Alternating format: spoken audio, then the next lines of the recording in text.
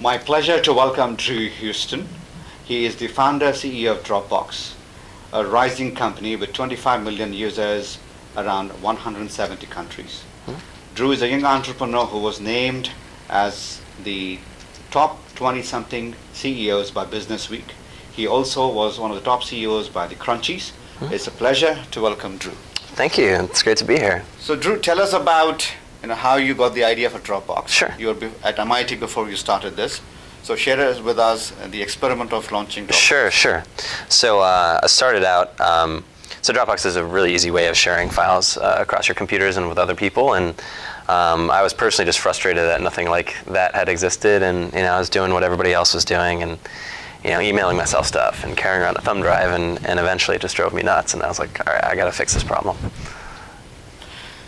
But as a young entrepreneur, more and more people, I should say, are a lot younger in terms of entrepreneurship. Sure. Although you had the MIT background, and there's a pretty well-established ecosystem Sure. Around the campus and around the greater Boston area. But jumping and starting a company takes a lot more than just the idea. Sure. So why don't you share us some of the challenges you faced and how you overcome that?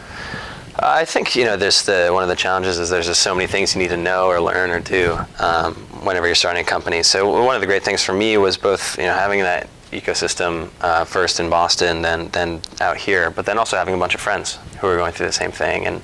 And our first investment was from a group called Y Combinator that was really helpful in bringing kind of early mentors and entrepreneurs and different people in the ecosystem to teach large numbers of founders about how to run companies. So the question that comes to aspiring entrepreneurs who are good at technology is, well, I've got this idea and I think it's good, and I see that I can leverage a lot of resources, but the problem is, how do I cross that bridge from being a professional technologist to become an entrepreneur? It's a challenging question, right? Because when you start out, I was coding in my bedroom. That was the start of Dropbox, and my co-founder and I were just that was what we would do every day. But then as you know, running a company is a lot more about bringing people together. Over time, it becomes more and more about building an organization and people and hiring the best people and sort of getting everybody pointed in the same direction. And so very different skill sets. And the good news is, I've been working on the company for 4 years, and so you don't have to learn it all at once. But that's really the defining challenge, is you have to sort of teach yourself all these things that are maybe not the first thing that engineers learn. So once you have the idea and you're pretty convinced about it, raising funds is the first big hurdle. Right. Either you go to your parents if they are rich, or you go to your friends and family. Yeah. What has it been in your case? So we raised venture capital pretty early on. So actually, our very first financing was from Y Combinator, and so they're very early stage kind of boot camp for entrepreneurs. They put in just a little bit of money, but then they plug you in and they introduce you to sort of investors and angels and venture capitalists, and so that's what we decided to do, was raise money from them because of their experience and some of the things that they would help us with. It's a complicated topic, but it was an exciting experience. How about traction? Because yours is all about online consumers. Sure. Obviously, you're trying to relieve the pain point of many consumers out there. Right. But when you go out, regardless of how optimistic you are, you have to wait for the traction. Well, you have to actually wait. You have to make it happen. You can't even just wait for it. So one thing we did is we try to make a product that was really simple, and the simpler your product is, the many more people can use it. And then we also put a lot of effort into making it so that Dropbox could spread itself.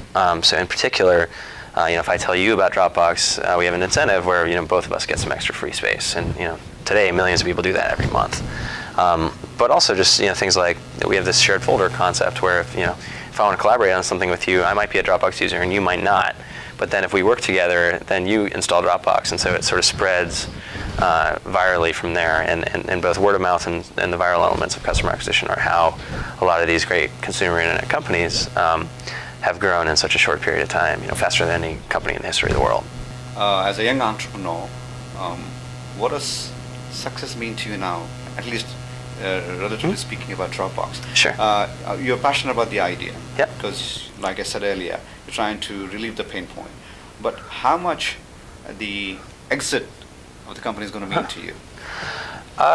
You know, so that was actually when I was starting my first company. I thought a lot about that, and I think you reach a point where, you know, we're just really genuinely excited about what we're building, and you know, I underestimated how kind of cool it was to have people who actually use the product, and you know, a huge audience, and now and more we have this platform on which we can build these really interesting things, and you know, our goal is really to kind of maximize the number of happy Dropbox users, and when you think about just sort of, you know, simplifying, like, you know, someone's life and saving them a few minutes, or saving them a little bit of pain times tens and soon hundreds of millions of people, there's really not much there's not many other ways you can spend your time that sort of have that much leverage and impact. So is it fair to say that the money part is only an add-on to your passion? You're not actually pursuing money, you're pursuing to give a product out to people who's going to be widely used, but the money will just follow after that?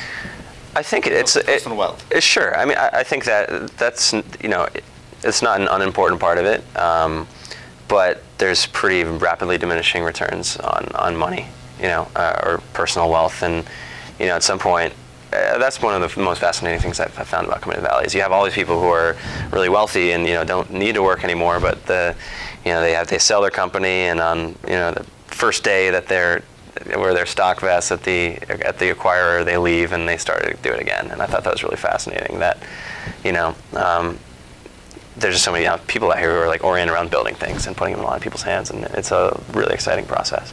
Sean, it's a pleasure. Thank you so much. Great. Thanks.